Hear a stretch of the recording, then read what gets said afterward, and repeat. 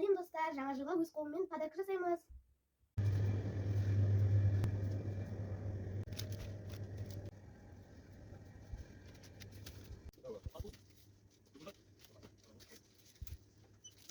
Сізге әже ағамыз подарка алып келген еді, ішін жеп тастады. Сол подаркаларды алып қойған едім.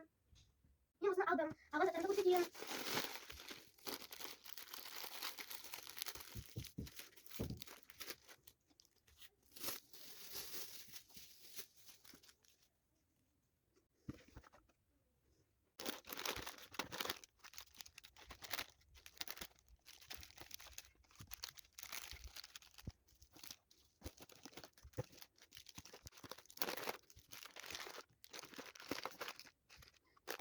Жаңа жылдық сыйлығым дайын.